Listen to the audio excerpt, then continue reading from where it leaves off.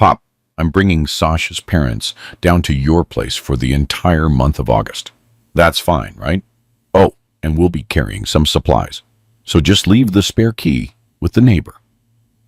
When I heard those words from my son over the phone, I stayed silent for a few seconds. I took a deep breath and replied, "That's fine, son. Come on down." But what he didn't know was that I had my own plans too. My name is Elijah Stone, but everybody calls me Pop E. I'm 68 years old. I worked for 38 years as a long-haul truck driver, crisscrossing this country from coast to coast. I was born in a tiny, humble spot in rural Mississippi, the son of folks who worked on other people's land their whole lives. I learned early that nobody gives you anything for free in this world. Everything I have, I earned with the sweat of my brow on the road, far from home, sleeping in the truck's cab, and eating cold convenience store meals. I married my wife, Ruth, when I was 25. She was a school cafeteria manager. Together we raised our son, Marcus. We lived our whole lives in Memphis, Tennessee. Ruth passed away 2 years ago. Cancer took her fast, and when she left, I felt completely lost. The house was too big. The silence was too heavy. That's when I made a decision. I retired. I sold the house we lived in for more than 30 years. I pulled everything I had and bought a simple house on Seabrook Island, South Carolina, right near the coast. 3 bedrooms, a little patio close to the beach. It was my dream. It was the place where I was finally going to rest. Before I continue this story, I want to thank the Elder Wisdom Network for giving me this opportunity to share what happened to me. And I ask you, the listener, to subscribe to the channel, hit that like button, and tell us in the comments what city you're listening from. That helps the channel grow a lot. And seriously, stick around until the end, because this story has a twist you won't see coming. Marcus's call came on a Thursday morning. I was sitting on the porch, sipping coffee, watching the ocean, and soaking up the peace I'd dreamed of for so long. The phone rang. It was him. We hadn't truly talked in over a month. I always called, always asked how he was, how the kids, Jordan and Skylar, were doing. He always answered quickly, always rushed, always with that tone that said he was too busy to talk to his own father. But this time was different. This time, he called.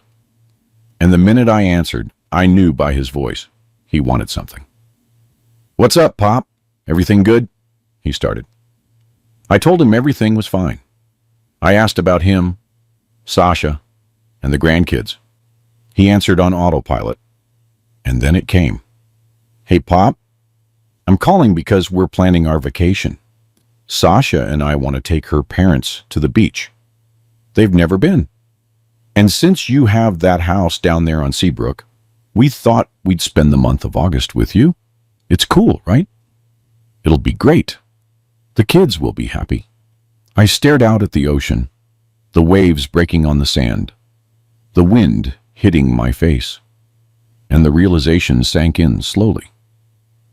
My son hadn't come to visit me even once since I bought this house. Not once. He didn't call to see if I was okay.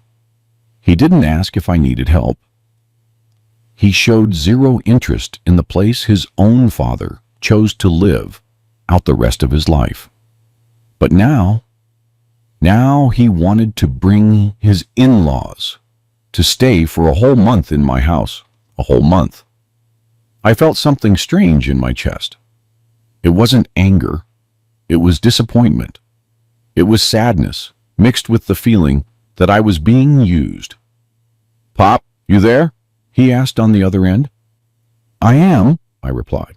"So, is it cool?" I took a deep breath, thought fast, and said, "Come on down, son." "No problem." He sounded happy. "Ah, that's great, Pop. Thanks. Seriously. Sasha's going to be so happy. Her parents are dying to see the beach. We're going to bring some things, some groceries, you know. Just leave the key with a neighbor so we can grab it when we arrive. Deal?" And that's when I asked, just to be sure I heard right, "Leave the key with the neighbor. You don't want me to greet you, son?" He chuckled. Pop, we're going to get there early Saturday morning. You'll want to sleep in, right? And besides, it'll just be easier. We'll pick up the key, go in, put our stuff away. No need to bother you." "No need to bother you." That's what he said, as if I were a nuisance. As if the presence of him and his family in my house shouldn't involve the owner of the house. As if I were just the guy who had the key. I stayed quiet for a few seconds, and then I said, "Okay, Marcus, I'll leave the key." He thanked me, said he'd text me the trip details later, and hung up. I stood there, holding the phone in my hand, staring at the horizon. And that's when I started thinking. Truly thinking. That house cost me everything I'd saved my whole life. Every brick, every door, every window held my sweat. I fixed it up myself.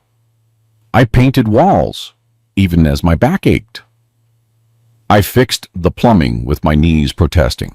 I got up on a ladder at 67 years old to repair the roof. All of it, because this was my refuge, my place. The spot where I was going to finally have peace after a lifetime on the highway, working like a dog and to support my family. And now, my son wanted to use this house like an Airbnb, as if he were doing me a favor, without even truly asking, without visiting before, just telling me he was coming, and ordering me to leave the key with the neighbor. I got up from the chair, went inside, headed to the bedroom, opened the closet, and started sorting my clothes. Because in that moment, I made a decision. One I knew would cause trouble. One I knew Marcus wouldn't like. But one I needed to make. Because sometimes in life, you have to teach people the value of things and the value of respect. I was going to leave the key for my son, yes, but not in the way he expected. I spent the rest of that Thursday organizing everything. I packed my things, got my suitcase ready, and called a good friend of mine from Memphis, Anthony Tony Washington, a buddy I met back in my trucking days. He had a ranch up near Asheville, North Carolina. We always said I'd visit, but we never got around to it. I called him. "Tony, is that offer you made for me to spend a few days at the ranch still good?" He laughed on the other end. "Sure is, Poppy. When are you coming?" I replied, "Next week. I'll be there a good while. I need to disappear for a bit." He thought it was funny, but he accepted. We finalized all the details. On Friday, I spent the day preparing the house, but not in the way Marcus imagined. I didn't make up the guest rooms. I didn't set out towels. I didn't fill the fridge. I did the opposite. I emptied the refrigerator, disconnected the gas, put away the towels, locked the bedrooms from the inside, and on the front door, I put a new heavy-duty padlock, one of those that doesn't open easily. Inside the house, I locked everything else too, every room, every cabinet, as if the house had been sealed. Because in a way, that's exactly what I did. I sealed my house, my space, and my peace. Early Saturday morning, before the sun was fully up, I put my suitcase in the car and drove out of Seabrook Island. I didn't tell anyone. I didn't leave a note. I didn't text Marcus. I just left. I hit the highway heading toward North Carolina. And as I drove, with the sun rising in the rearview mirror, I felt something I hadn't felt in a long time. I felt like I had done the right thing. I felt like, for the first time in forever, I had set a boundary. Because respect, my friend, is not something you beg for. It's something you earn. And sometimes It's something you have to teach. Around 10 o'clock that morning, when I was already hundreds of miles away, my cell phone started ringing. It was Marcus. I didn't answer. It rang again, and again, and again, message after message. I glanced at it from time to time, but I didn't respond. I just kept driving with a slight smile on my face, because now the surprise had been delivered. The cell phone wouldn't stop ringing. It vibrated on the passenger seat as I drove down the interstate, that road I knew by heart, which I'd traveled hundreds of times carrying cargo. But this time was different. This time I was free, without commitments, without obligations, and most importantly, without letting myself be used. I let the phone ring maybe 10 more times before picking it up just to see the messages. There were tons, all from Marcus. "Pop, call me. Pop, I'm trying to reach you. Pop, we got here to Seabrook, and the house is locked up. What's going on? Call me ASAP." I read them all and didn't reply. I started driving again because in that moment, I wanted him to feel a little bit of what I felt when he treated me like a hotel. I wanted him to understand that there was a lack of respect, a lack of consideration, and a lack of a son's love. I stopped at a gas station near Knoxville, Tennessee. I filled the tank, bought a cup of coffee, and sat at a plastic table outside, watching the highway traffic. Big rigs passing, family cars coming and going, life moving on. And there I was, for the first time in a long time, feeling like I had taken control of my own life. The phone rang again. This time I answered. It was Marcus, and his voice was already frantic. "Pop, where are you? We got here, and the whole house is locked up." "There's a padlock on the door." What happened? I took a sip of coffee, breathed deep, and replied, with the calmest voice in the world. "What happened is I went on a trip, son." Silence on the other end. I could hear his heavy breathing. I could feel the anger building. "What do you mean, you went on a trip?" "We planned to spend our vacation there. I brought my in-laws. The kids are here. We drove all the way from Memphis. And you just went on a trip?" I answered calmly. "I went on a trip, son. I went to visit a friend in North Carolina. I'm going to be there for a while." He exploded. "But Pop, couldn't you have told us? We planned everything. We took time off of work. My in-laws were looking forward to this. How could you do something like that?" I stopped, put the coffee down on the table, and spoke in a voice I hadn't used in years. A firm voice. A father's voice. "Marcus, you told me you were coming." He stammered. "What?" I repeated myself. "You told me you were coming. You informed me that you had already decided everything." Silence. "Did you ask me if I wanted company? If it was a good time for me? If I was prepared to have 6 people inside my house for an entire month?" He tried to answer, but I didn't let him. "No, son, you didn't ask. You informed me. You said you were bringing your in-laws to spend a month in my house. And you told me to leave the key with the neighbor, as if I were the doorman."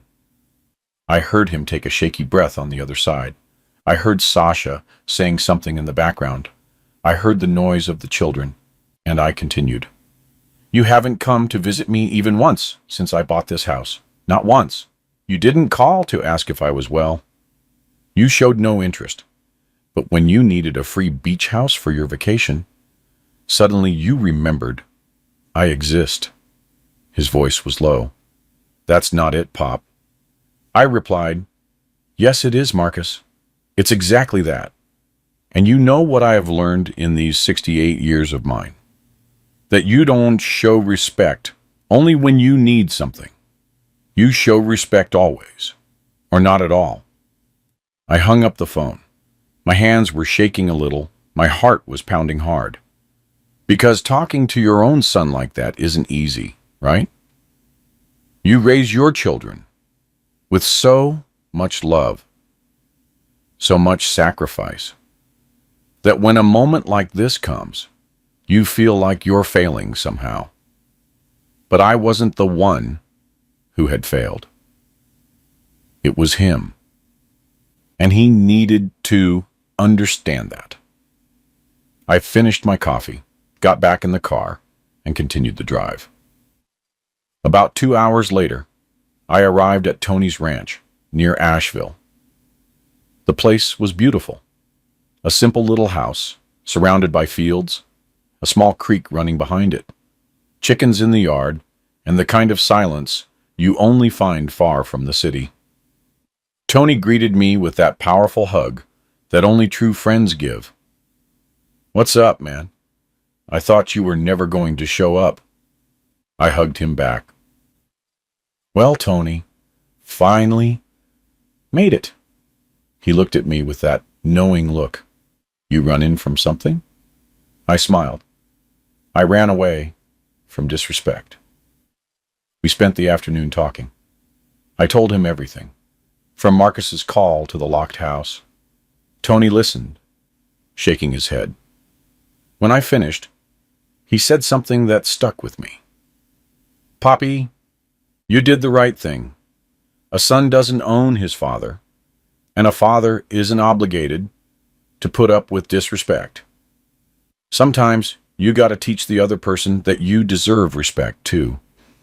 And that was exactly it. I hadn't done it out of spite. I had done it out of necessity. The necessity to be seen, the necessity to be respected, the necessity to show that I still had value. Night fell. We ate a simple dinner that Tony's wife, Ms. Della, had prepared. Red beans and rice, farm-raised chicken, and fresh cornbread. The kind of food that warms the soul. After dinner, I sat on the ranch porch, looking at the stars. My cell phone stayed in the room, silent. I knew there must be more messages, more calls. But that night, I didn't want to know. I just wanted to be there in the quiet, enjoying the peace I had chosen to have. Before going to sleep, I went to the room and grabbed the phone. I had 23 messages. 23. Some from Marcus, some from Sasha, and even one from Skylar, my 9-year-old granddaughter. That squeezed my heart. I opened her message. "Grandpa, where are you? We wanted to see you." I read that and felt the guilt hit me because the children weren't at fault. They hadn't done anything. They were innocent in this whole story. But at the same time, I knew that if I gave in now, if I rushed back, nothing would change. Marcus would keep treating me the way he had, and I would continue to be the old man who was only useful when it was convenient. I woke up the next day to the rooster crowing. 6 o'clock in the morning. The sun was just rising, that soft light coming through the bedroom window. I got up, got dressed, and went to the kitchen. Ms. Della was already there, brewing coffee. The smell of homemade biscuits in the oven. The smell of fresh brewed coffee. Simple things you forget exist when you're always rushing. I sat at the table, and she served me. "Sleep well, Poppy?" I smiled. "Better than I expected, Miss Della." She looked at me with that motherly look that knows when you're carrying a burden. Tony told me what happened. Don't blame yourself. Your son needs to learn. I drank my coffee in silence. Warm biscuit with butter, strong coffee, that moment of peace I needed. But my mind wouldn't stop. It kept going back to Skylar's message, to the other messages. I grabbed the phone again and opened the ones I hadn't read. Sasha had sent one. "Poppy, I don't know what happened between you and Marcus, but the kids are sad. We drove a long way. My parents were excited. It shouldn't have been like this." I read that and felt a tightening in my chest. But then came another message from Marcus. And this one was different. "Pop, you let me down. We always respected you, and you do this to us. My in-laws don't understand anything. We had to find a hotel. The kids cried, congratulations. Congratulations. That's how he ended it. If I had done it on purpose, just to hurt him, as if he hadn't done anything wrong, as if I were the villain in the story. I dropped the phone on the table. Ms. Della noticed. Bad news? I shook my head. Expected news. She sat on the other side of the table. Can I tell you something? My oldest son treated me wrong once too. He thought I was obligated to watch his kids every weekend, that I had no life of my own, that I was just there to serve. Until one day, I told him no. He got mad, insulted me, said I was selfish. You know what I did? I looked at her. What? She smiled. I kept saying no. And you know what happened? After a few months, he came back. He apologized. He said he had reflected. And today he treats me differently. With respect. That calmed me down a little. Because sometimes you need to hear from another person that you're not wrong, that you're not being cruel, that you're just setting boundaries. I finished my coffee and went for a walk around the ranch. Tony was out back, feeding the chickens, scattering corn on the ground. I walked over. Morning, man. He smiled. Morning. Did you sleep, or were you just thinking the whole time? I laughed a little. Both. We stood there talking about nonsense until he asked, So, what's the plan now? I leaned against the fence. I looked at the horizon. I don't know, Tony. Honestly, I don't know. I spent the whole morning thinking about that. What was the plan? What did I want? How far was I going to take this? Because, look, I'm not a fighter. I never was. I always avoided conflict. I always tried to keep the peace. But there are times when peace costs too much. There are times when you need to make some noise. And this was one of those times. I remembered so many things. I remembered when Marcus was 15 and I spent 3 straight months on the road, taking long routes to save up money to buy him the computer he wanted.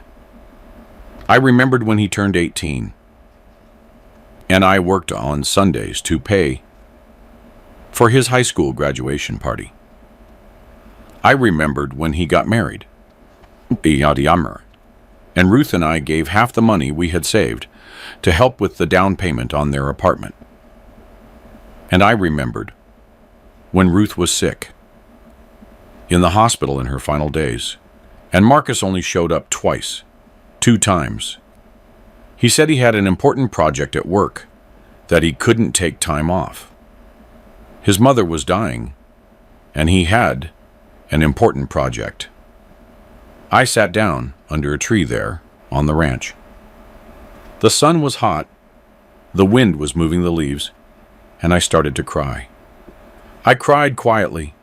I cried for everything I had held back, for everything I had swallowed, for all the times I accepted crumbs of attention from my own son.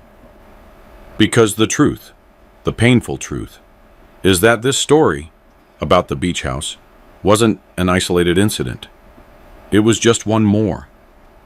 One more on the list of times he had put me second. One more on the list of times he had used me. One more on the list of times I didn't have the courage to say anything. I stayed there for I don't know how long until I heard Tony arrive. He sat down beside me. He didn't say anything. He just stayed there. After a while, he spoke. It hurts, doesn't it? I nodded my head. It hurts bad. He continued. It hurts because you love. If you didn't love, it wouldn't hurt. But Poppy, love without respect, it won't last. It won't last. I looked at him. Do you think I'm wrong? He shook his head. You're not wrong. You're right to show him. But now you need to decide. Are you just going to scare him, or are you going to teach him for real? That question kept hammering in my head for the rest of the day. Teach him for real. What was teaching him for real? Was it going back and making peace? Was it staying away until he understood? Was it saying everything I was feeling? I didn't know. I only knew that I was tired. Tired of being convenient. Tired of being remembered only when I was useful. Tired of being treated as if I had no feelings. In the afternoon, the phone rang again.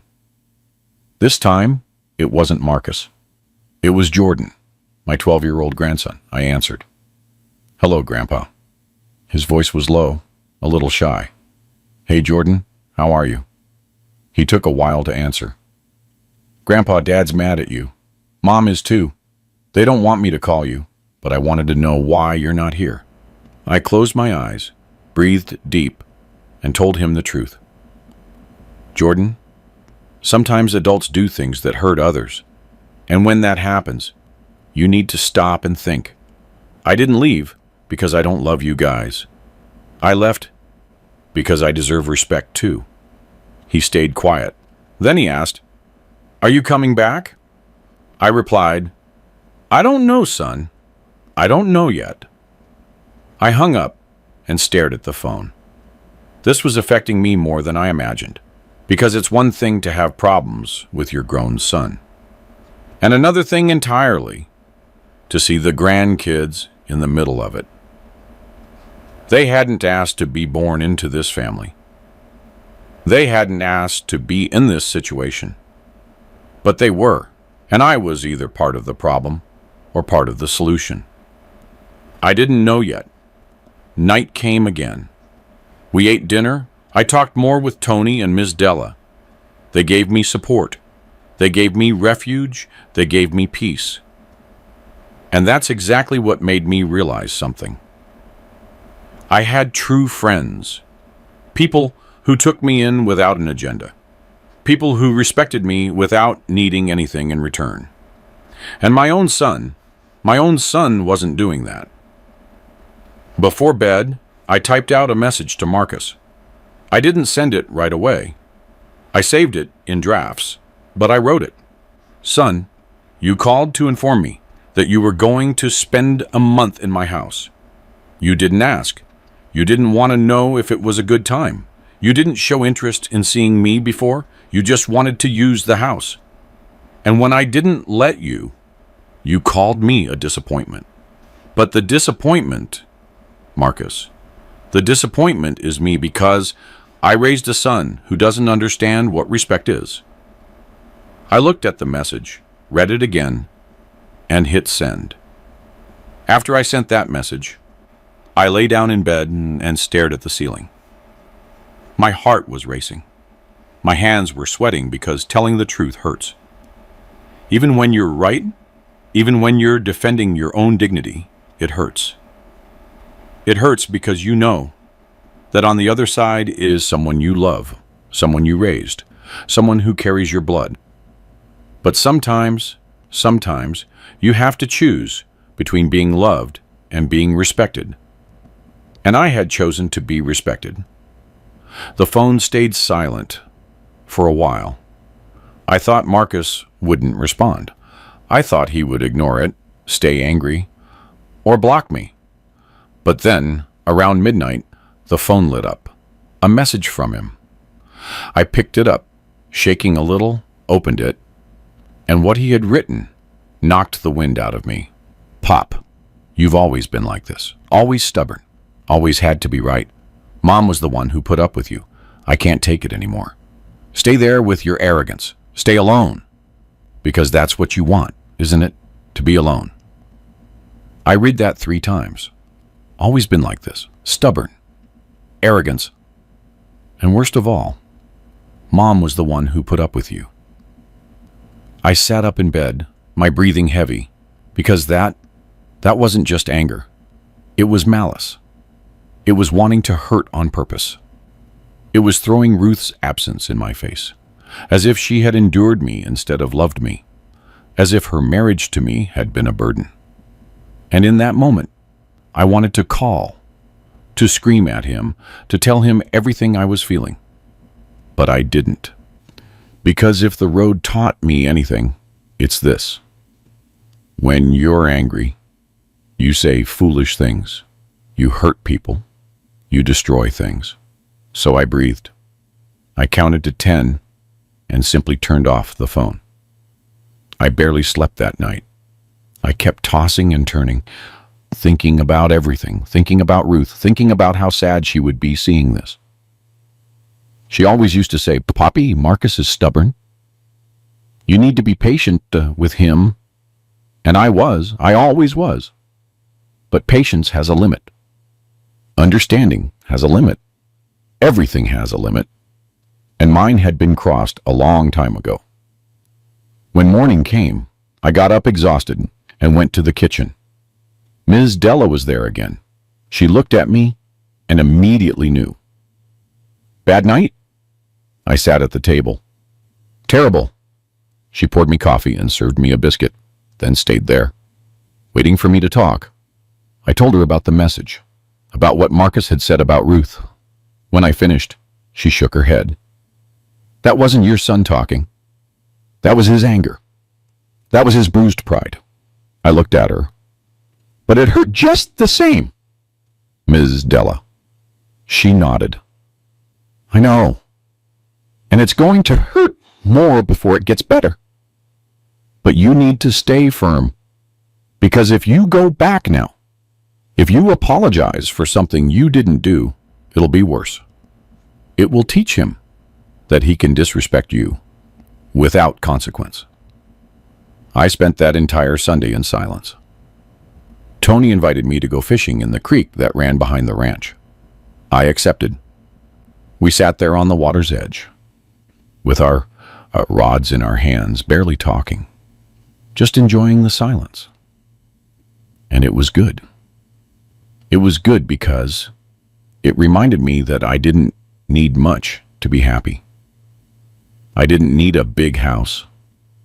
I didn't need recognition. I didn't even need a perfect family. I just needed peace and respect. Around 4 in the afternoon, we returned with a few perch we'd caught. Ms. Della fried them up deliciously with lemon. We ate on the porch, watching the sun set. And in that moment, I had a strange feeling. I felt a real, deep nostalgia for Ruth, the kind that squeezes your chest and makes you want to cry. Because if she were alive, none of this would have happened. She was the bridge between Marcus and me. She was the one who translated my silence, who explained my tough ways, who made Marcus understand me. And without her, we didn't even know how to talk to each other. That night, I turned on the phone again. There were more messages. One from Sasha. "Poppy, I don't want to get involved in your fight with Marcus, but the children are asking why their grandfather doesn't want to see them. I don't know what to tell them anymore." That squeezed my heart because she was right. The kids were innocent. But at the same time, I couldn't pretend everything was fine just for them. I had to resolve this with their father first. I responded to Sasha.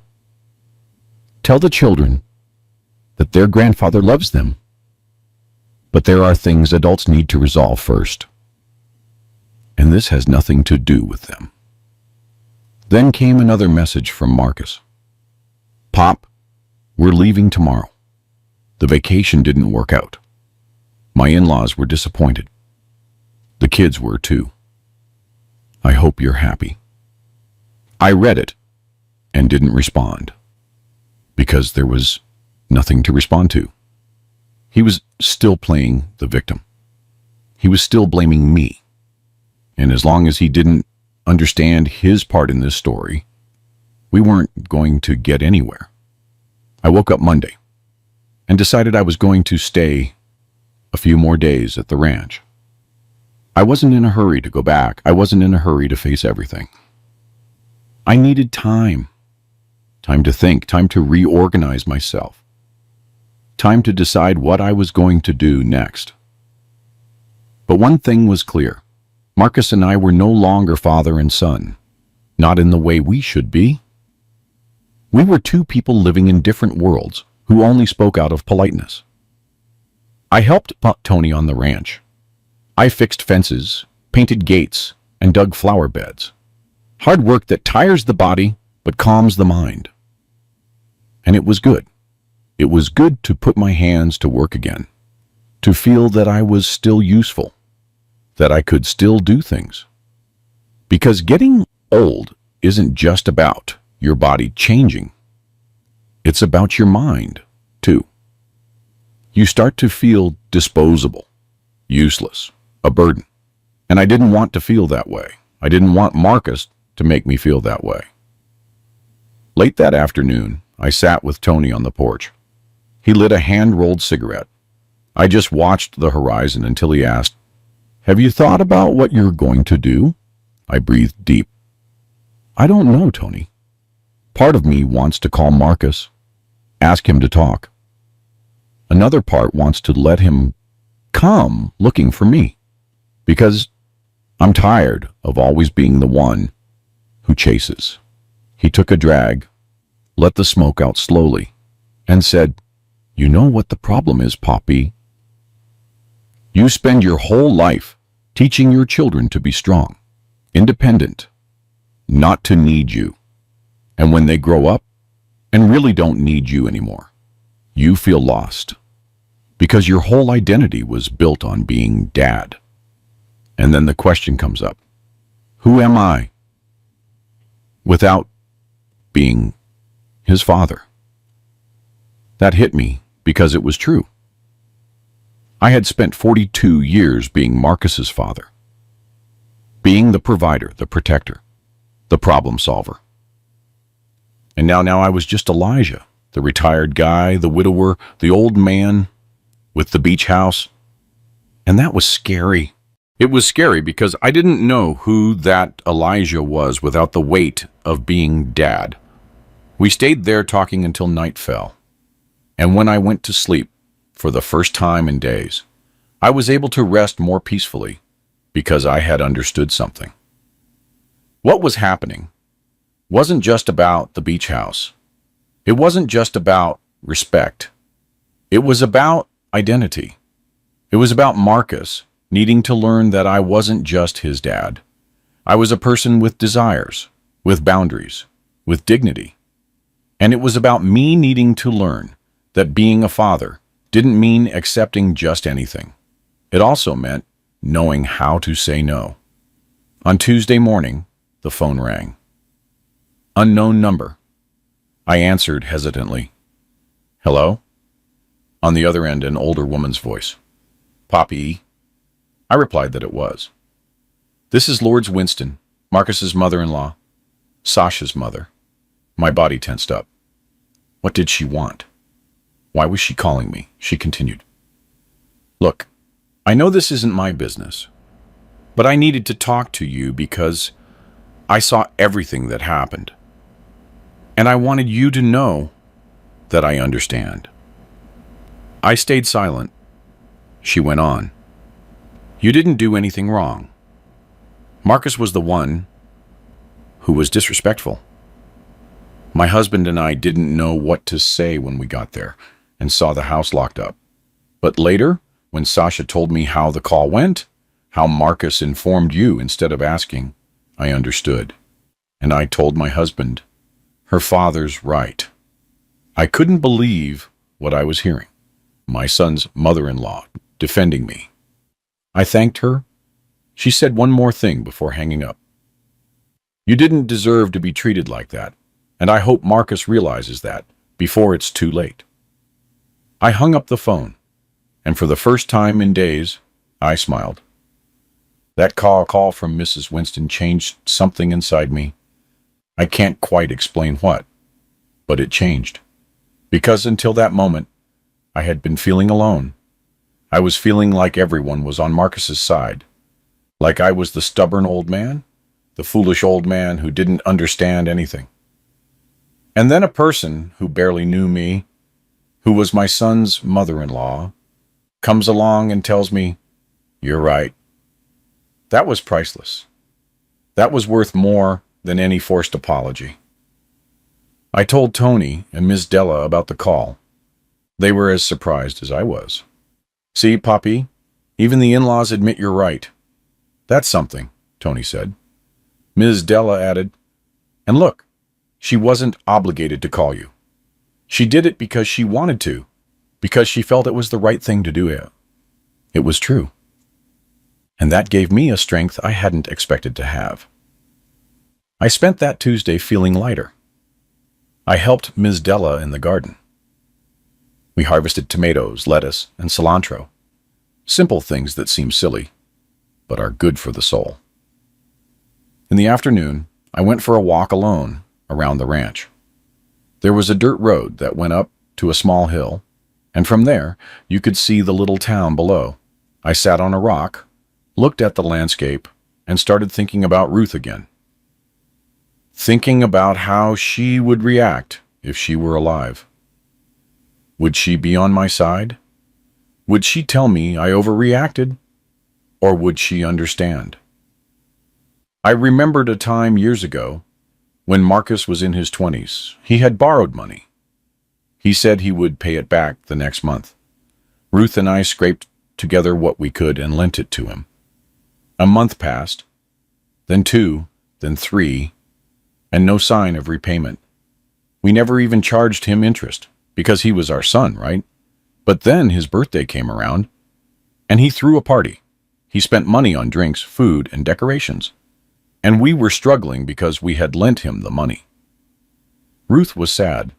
I remember her telling me, "Poppy, we need to teach Marcus that money doesn't grow on trees. He needs to have more responsibility." But I defended the boy. I said he was young, that he was still learning, and Ruth accepted it, because she always accepted. Now sitting on that hill, looking at nothing, I realized something. Ruth had been right all along. She saw the things I didn't want to see. She noticed Marcus's flaws that I ignored, and I didn't listen to her. I spent my life defending him, covering for him, always making excuses. And then Ruth died, and Marcus stayed the same. Only now she wasn't there to smooth things over. She wasn't there to be the bridge, and everything burst open all at once. I returned to the ranch as night was falling. Tony was building a campfire in the yard. "Come here, Poppy. Tonight, we're doing a little barbecue." I sat on a log near the fire, the smoke rising, the heat warming my face. And we stayed there, talking about life, about the years that had passed, about how the world had changed. It was a good night. One of those you keep in your memory. Before going to sleep, I decided to turn on the phone again. There was a message from Skylar, my granddaughter. "Grandpa, Dad said we're not going to your house anymore. Is it true? You don't love us anymore?"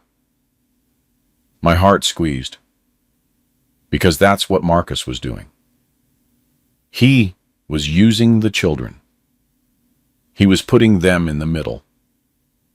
He was making them think I didn't love them anymore. I responded right away. "Skylar, your grandpa loves you more than anything in this world. What happened is between your dad and me. It has nothing to do with you. When everything is settled, we're going to see each other. You can be sure of that." Then came another message, this time from Jordan. "Grandpa, did you fight with Dad because of the house?" I sighed.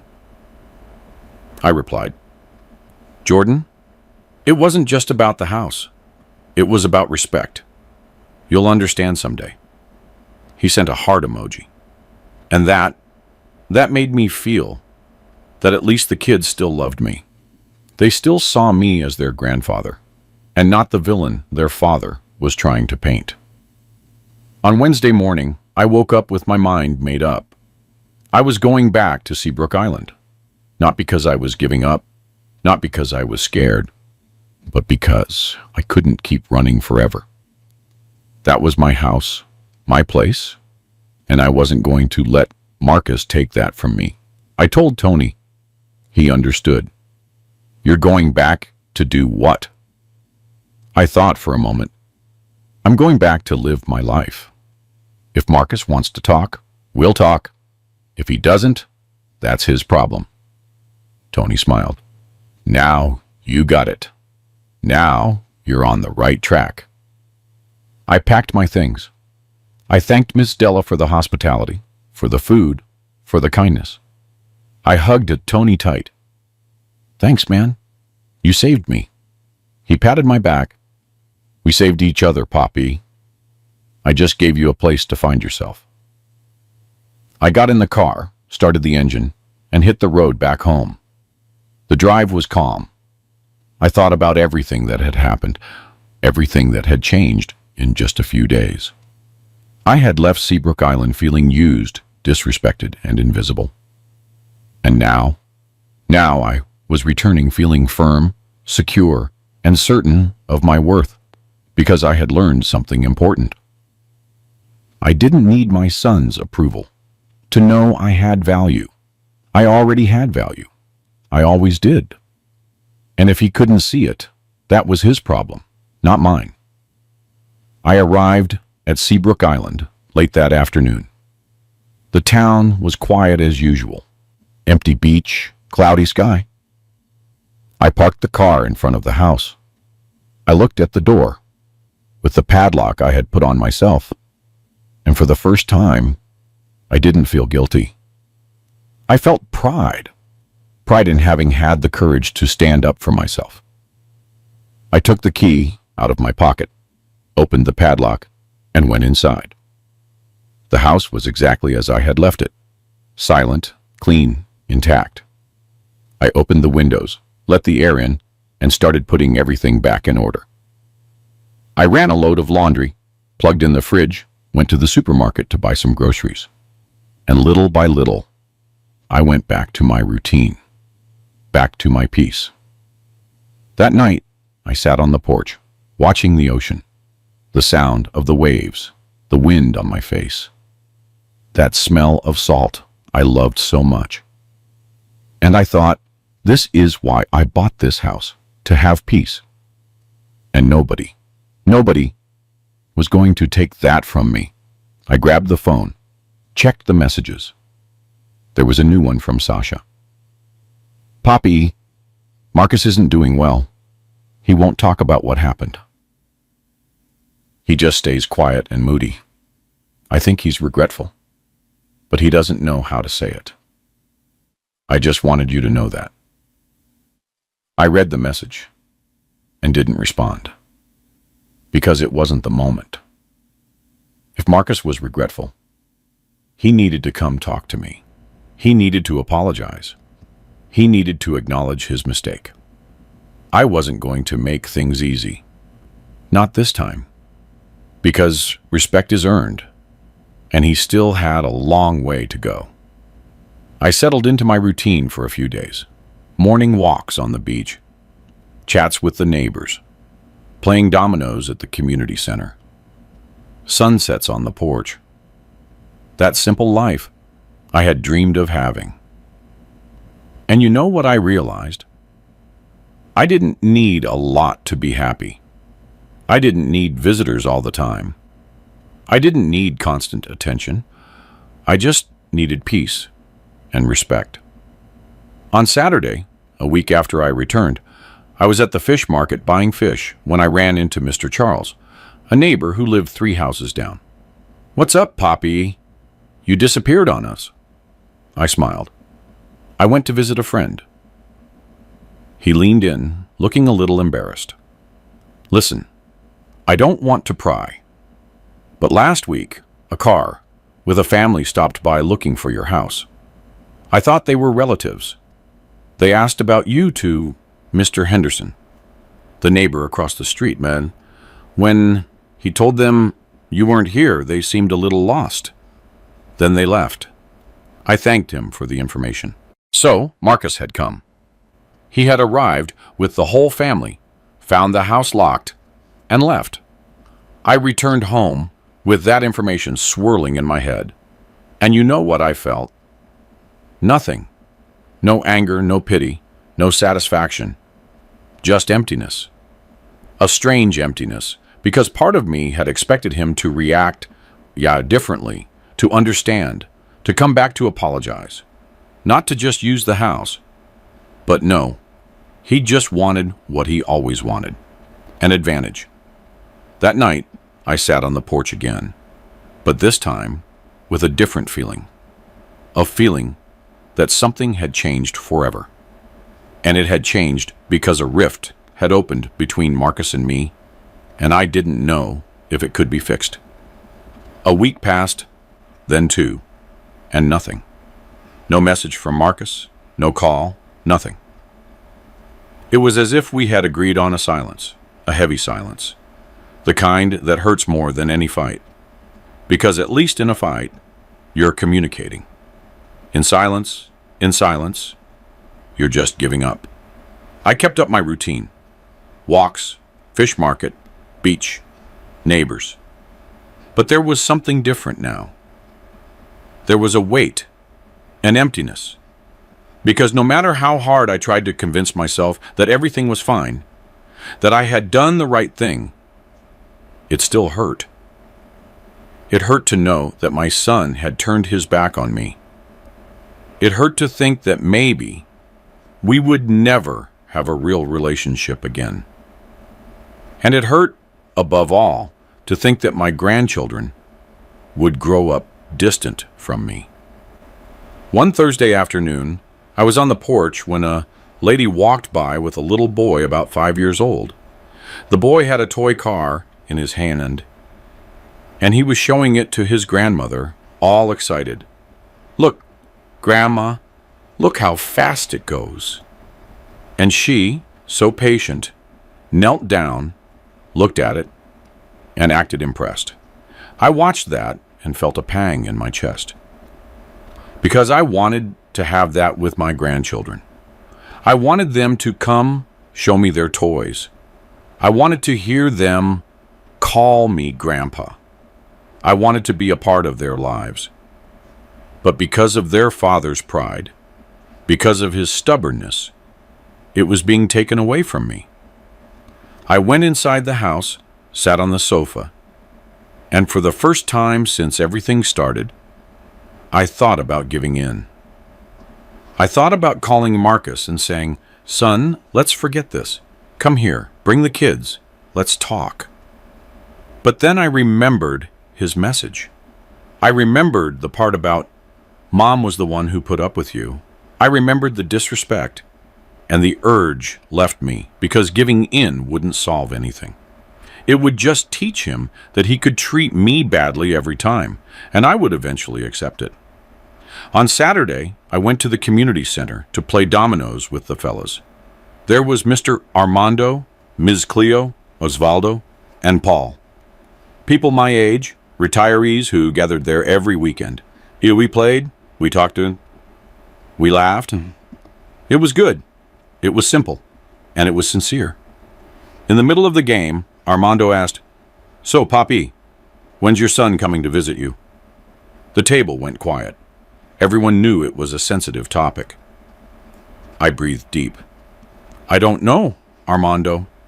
I don't know if he's coming." He realized he had hit a nerve. "I'm sorry. I didn't mean to." I shook my head. "It's fine. We're a little distant right now." Ms. Cleo, a lady in her 70s, a widow too, looked at me with a knowing look. "Kids are complicated, aren't they, Poppy? You raise them thinking they'll be grateful. And sometimes—" She didn't finish the sentence. She didn't have to. Everyone there knew. Everyone there had a story about ungrateful children, distant children, children who only called when they needed something. It was sad, but it was real. I returned home that afternoon, with an even heavier weight, because seeing that I wasn't alone, that there were other seniors going through the same thing, didn't comfort me. It saddened me more. It saddened me because it showed that this was common, that people get old this way, alone, forgotten, only remembered when it's convenient. And I didn't want to accept that. I didn't want to become a statistic. Early Sunday morning, the phone rang. Unknown number again. I answered. Hello?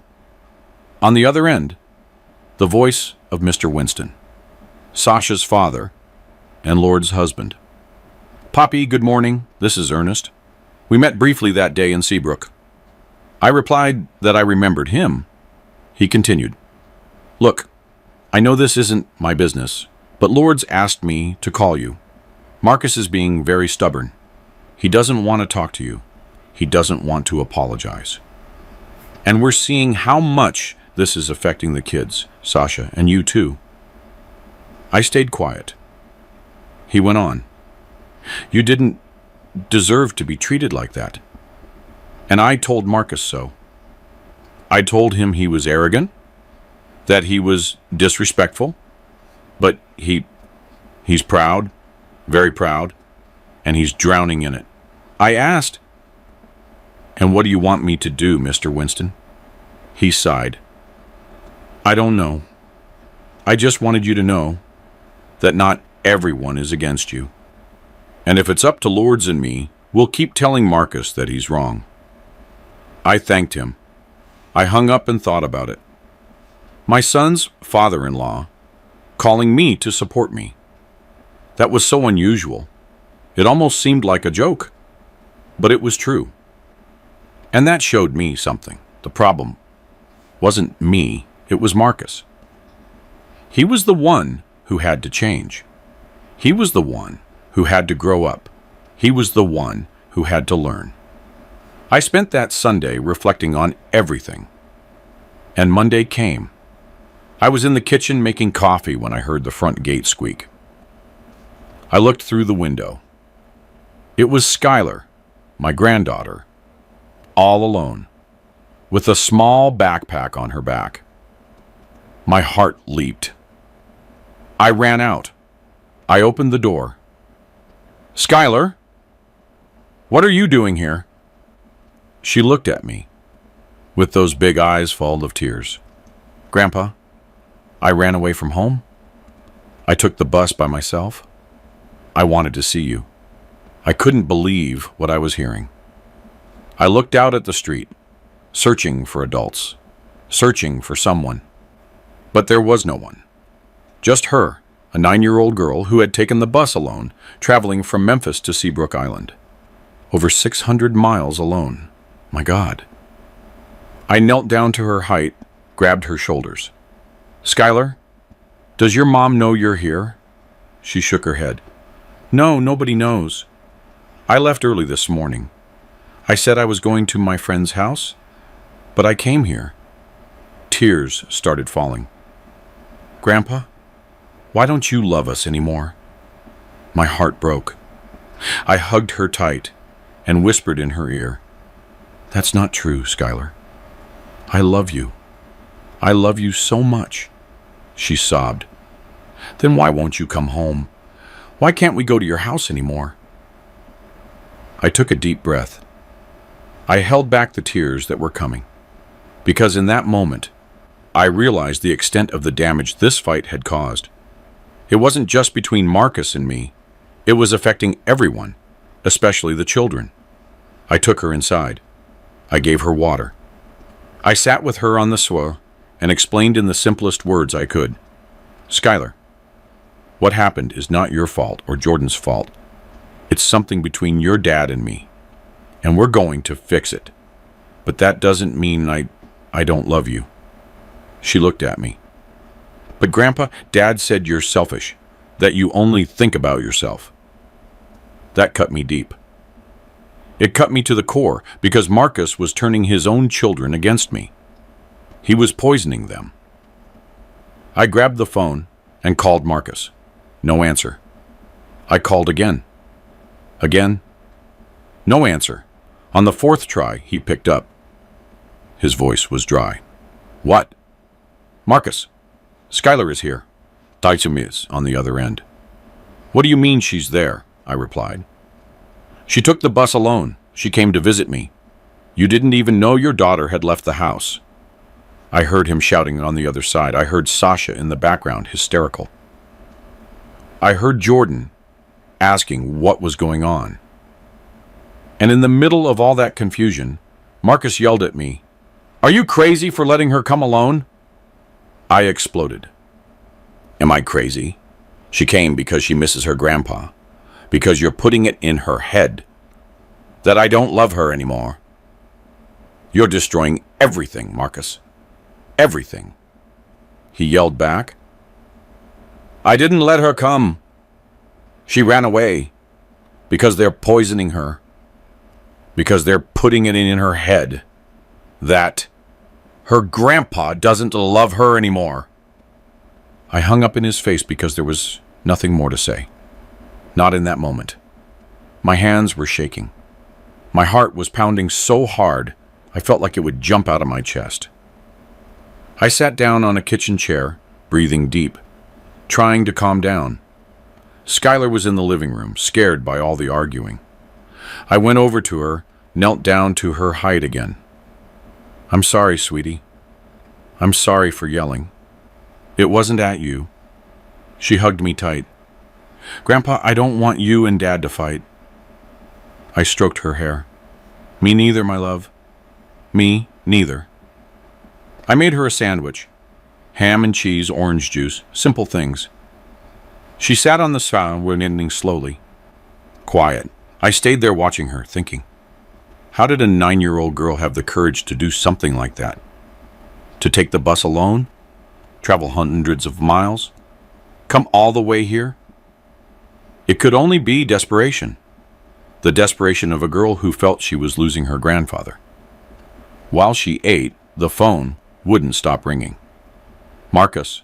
Sasha. Marcus again. Sasha again. I didn't answer until a landline number called. I answered. It was Sasha crying. Pop E, please, how is she? I answered calmly. She's fine, she's eating, she's safe. She sobbed. I was hysterical. I thought something had happened to her. That someone had taken her.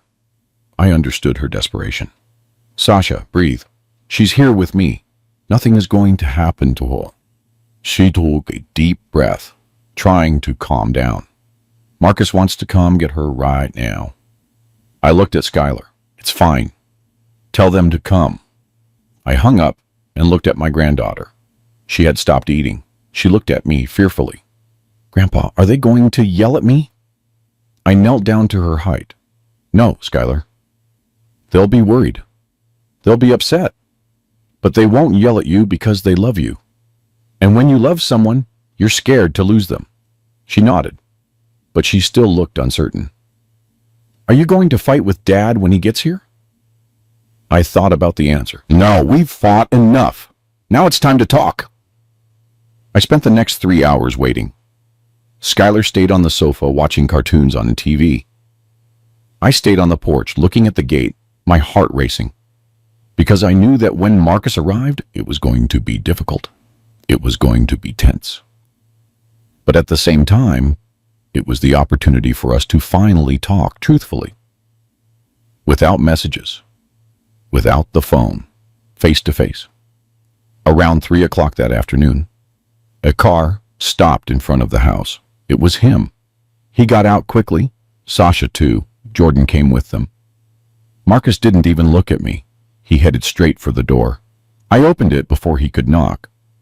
Skylar got up from the sofa and ran into her mother's arms. Sasha hugged her, crying. My God, Skylar, are you okay? Don't ever do that again. Skylar was crying too. I'm sorry, Mommy. I'm sorry. Marcus stood in the middle of the living room, staring at me fixedly. I just stood there too. Neither of us said anything until Jordan broke the silence. Hi, Grandpa. His voice was low, shy. I looked at him, opened my arms, and he came. He came running and hugged me. I squeezed him tight, and it was in that moment that I realized how much I had missed him. That smell of a child, that sincere hug, that pure love that only a grandchild knows how to give. Sasha stood up with Skylar in her arms. She looked at me. "Thank you for taking care of her, Pop E." I nodded my head. "She's my granddaughter. I'll always take care of her." She understood. She looked at Marcus. "I'll wait with the kids in the car." She took both children and left. She closed the door. It was just him and me, face to face. After weeks. The silence was long and heavy until he spoke. "See what this all led to? My daughter ran away from home because of you." I breathed deep. "I'm not going to get into that, Marcus. She didn't run away because of me. She ran away because she misses her grandpa. Because you put it in her head that I don't love her anymore." He clenched his fists. "And that's not true. You disappeared. You locked the house. You turned your back on us." I took a step forward. "No, I set a boundary. There's a difference." He let out a sarcastic laugh. "Boundary? You call that a boundary? You humiliated me, Pop, in front of my family, in front of my in-laws." I looked him in the eye. "And did you respect me when you called to inform me that you were bringing people to spend a month here? When you ordered me to leave the key with the neighbor, as if I were the doorman? Did you respect me?" He looked away. He didn't answer. I continued. "You never came to visit me, Marcus. Not once since I bought this house. Not one time. But when you needed a free beach house, that's when you remembered I exist." He countered. "I work, Pop. I have a family. I have responsibilities." I shook my head. "And I didn't have them? Do you think it was easy raising you? Do you think it was easy being away from home, driving that truck just to put food on the table? But I did it. I did it because it was my duty. It was my love. And you can't even make one visit." He stayed quiet. I saw his jaw tremble. I saw his eyes well up. And for the first time in a long time, I saw him for who he was. The little boy I used to hold in my arms. The boy who was afraid to sleep alone. The boy I loved more than anything. But that boy had grown up. He had become a man I no longer recognized. "Pop," he started, his voice breaking. I know I messed up. I know I disrespected you, but I didn't expect this from you. I didn't expect you to make me feel so small." I looked at him. "I didn't make you feel small, Marcus. You made yourself feel that way because you knew you were wrong. And instead of owning up to it, instead of apologizing, you attacked me. You accused me. You used your mother's memory against me." He wiped his tears with the back of his hand. "I shouldn't have said that. It was low." "It was," I agreed. "But it's what you felt. And that tells me a lot about how you see me." He shook his head. "That's not true. I was just angry, ashamed, scared." I looked at him, surprised. "Scared of what?" He took a deep breath, sat on the sofa, put his hands over his face, and began to speak. "Scared of admitting that I am just like what I always criticized. You know how many times I felt like you paid attention to other things and not me? How many times you'd come home from a trip and go straight to sleep? How many times I wanted to talk to you and you were too tired? I promised myself that when I had kids, I would be different. I would be present. And then Then I realize I'm doing the same thing, only with you. I abandon you. I ignore you. I use you when it's convenient. And when you showed me that, when you locked that house, I had to face the truth. I'm a terrible son. I stood there, processing that, because I didn't expect it. I didn't expect him to admit it. I didn't expect him to open up like that. I sat down next to him. Marcus, I know I wasn't the perfect father. I know I failed in many things, but everything I did was out of love. It was to give you what I didn't have. And if you felt a lack of attention, if you felt I wasn't present, I apologize. Truly. He looked at me, his eyes red. And I apologize, Pop, for the disrespect, for the arrogance, for using you, for making you feel like you don't matter. Because you do matter. You matter a lot. His voice broke. I don't know how to fix this. I put my hand on his shoulder. You fix it by starting over, with honesty, with respect, and most of all, with presence. He nodded. He wiped his face, and for the first time in a long time, we hugged. A real hug, one that hurt, but also healed. When we separated, he looked around. This is a nice house, Pop. I should have come to see it sooner. I should have visited you. I smiled. There's still time. The door is always open, but next time, you ask first. He let out a tired laugh. Deal. We went out to the porch. We sat down, watched the ocean, and stayed there in silence. A different kind of silence. A light silence of peace, of a new beginning, until he spoke. The kids want to spend a weekend here. Can they? I looked at him. Sure, but just the kids. He smiled. No, us too. If you'll have us. I shook my head. I'll always have you. But no in-laws for now, okay? He laughed. Deal. We stayed a little longer talking about life, about mistakes, about what we could do differently. It wasn't perfect. It wasn't a complete happy ending, but it was a beginning. And sometimes that's all you need. A beginning. They left at the end of that afternoon. Before leaving, Marcus hugged me again. It wasn't that quick, obligatory, protocol hug. It was a genuine embrace, one that felt like it had real feeling behind it. The children hugged me too.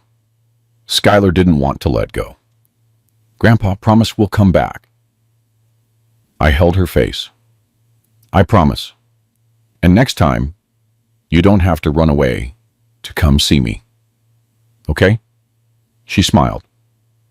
That little girl's smile that makes everything worthwhile. When the car disappeared around the corner, I went back inside the house. I sat on the sofa and breathed.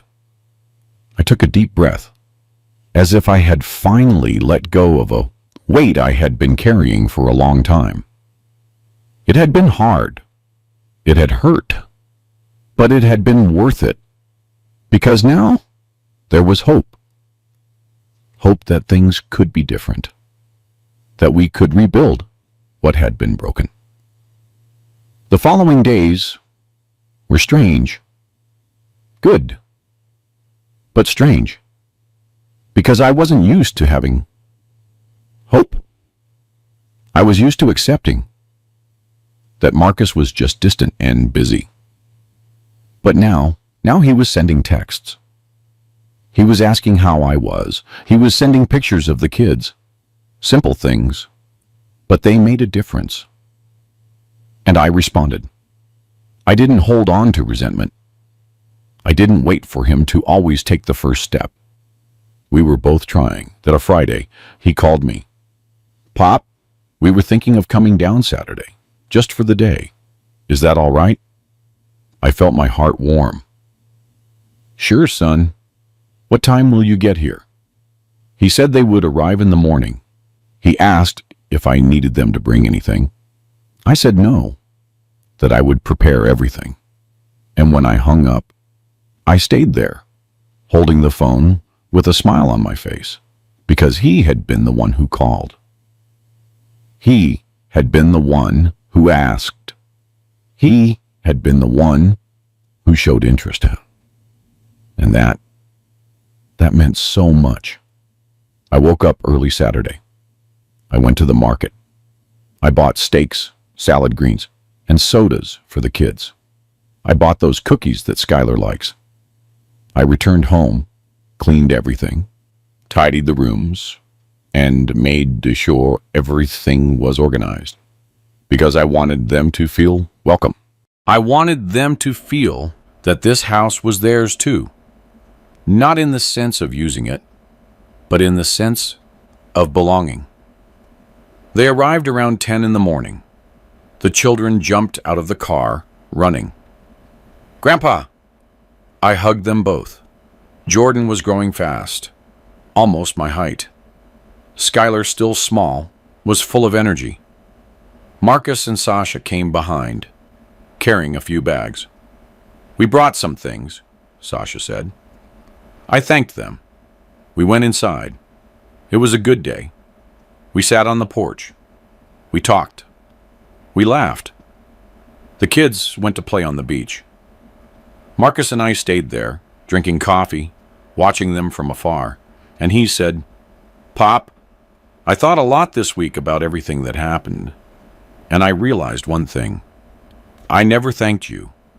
I never gave you credit for everything you did for me, for college, for the car, for the support. I always thought it was an obligation, but it wasn't. It was love."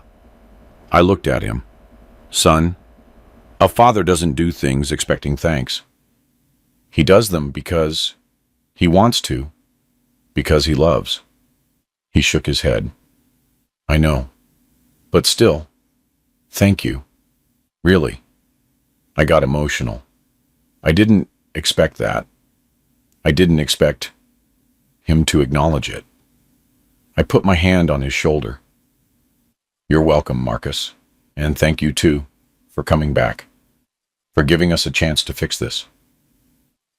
He smiled that crooked, half-shy smile he'd had since he was a kid. And in that moment, I saw the boy he used to be again. Only now, I also saw the man he had become, and it was okay because he was trying. And that's what mattered. We had a barbecue at noon, me on the grill, Marcus helping me, the kids running around the yard, Sasha setting the table. It looked like a real family, one of those you see on TV and think only exists there. But it was happening at my house, with my family, and it was real. In the afternoon, after eating, we sat on the porch again. We had ice cream. The kids talked about school, about their friends. Jordan said he wanted to learn to fish. I promised him we would next time. Skylar asked if she could sleep over one night. I looked at Marcus. He looked at Sasha. They nodded. "You can, but only when you come for the whole weekend." Skylar got excited. "Really? We're going to spend the whole weekend here?" Marcus confirmed. "Yeah, if Grandpa lets us." I looked at him. "I'll always let you." They left late that afternoon. And this time was different. I didn't have that feeling of emptiness. I didn't have that loneliness that always came when someone left, because I knew they would return. I knew this wasn't the end. It was the beginning of something new, something better. The following days, we kept talking. He sent messages, I responded. We coordinated things. We made plans, and little by little, we got closer again. It wasn't like before, because before wasn't healthy, but it was different. It was more genuine, more respectful, and more present. And today, when I look back at everything that happened, from that call from Marcus until now, I understand something. I didn't lock that house out of revenge. I didn't lock it out of anger. I locked it because I needed to.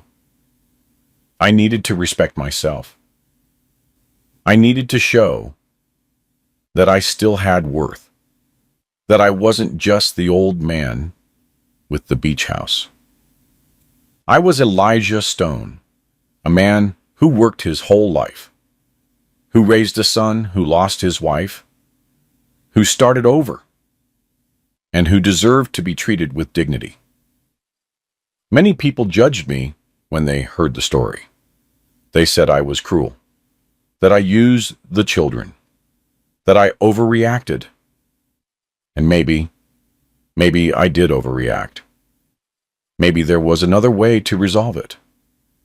But in that moment, with the pain I felt, with the disrespect I received, that was the only way I found to make myself heard. And it worked. Not in the way I expected, not in the easiest way, but it worked. Marcus changed. He didn't become a different person. He didn't become the perfect son I always dreamed of having. But he became a present son. A son who calls, who visits, who asks, who cares. And that is already more than I had. It's more than a lot of people have. Because there are fathers out there who died without ever hearing an apology from their child. There are fathers who died alone, forgotten, waiting for a visit that never came. And I had the opportunity to fix things, to rebuild, to start over. And I thank God for that every day. The beach house is still my peace, my refuge, my place. But now it's also a place for good memories, for children's laughter, for family barbecues, for conversations on the porch. It became what I always wanted it to be. A home, not just mine, but for the whole family. Because in the end, you don't build a house to live in alone. You build it to share, but to share with respect, with love, and with truth. I miss Ruth every day. I look at that photo Marcus gave me, and I see her smile, and I imagine what she would say about all of this. I think she'd say, "Poppy, you took your time, but you learned." Because she always said that I was stubborn, that I took a long time to learn things, but that when I learned for real. And she was right. It took me 68 years to understand that I deserved respect too. That I also had the right to say no. That I could set boundaries. But I learned. And I taught. I taught my son, my grandchildren, and who knows, maybe whoever is listening to me now. Because if there is one message I want to leave, it's this. Respect is not something you ask for. It's something you demand. Not with violence, not with malice, but with firmness and with dignity. And if you don't respect yourself, no one else will respect you. If you accept crumbs, crumbs are all you'll get. And you deserve more. You deserve to be heard. You deserve to be seen. You deserve to be loved. For real. Not just when it's convenient. Getting old isn't easy. You lose strength, you lose speed, you lose people. But you cannot lose your dignity. You cannot let them treat you as disposable, as a burden, as a nuisance. Because you still have value. You still have a history. You still have love to give. And whoever doesn't see that, let them learn it the hard way, if necessary. This is my story. The story of the old man who locked his house, who disappeared, who caused an uproar, but who, in the end, taught a lesson. He taught that respect is fundamental, that family is important, but that family without respect is not family. It's just people living close by. And that you deserve more. You always did. If this story touched you in some way, comment down below. Tell me if you've been through something similar. If you also felt used. If you also had to set boundaries. Because we need to talk about this. We need to show that we're not alone. That there are other seniors, other parents, other grandparents going through the same thing. And that defending your own dignity is okay. It's more than okay. It's necessary. Share this story with someone who needs to hear it. With that distant child, with that father who is suffering in silence, with that grandparent who feels forgotten. Because sometimes a story like this can change something.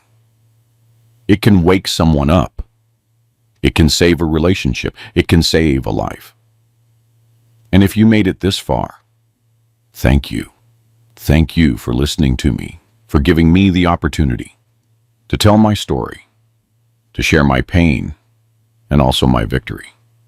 Because in the end, I won. I didn't win the fight.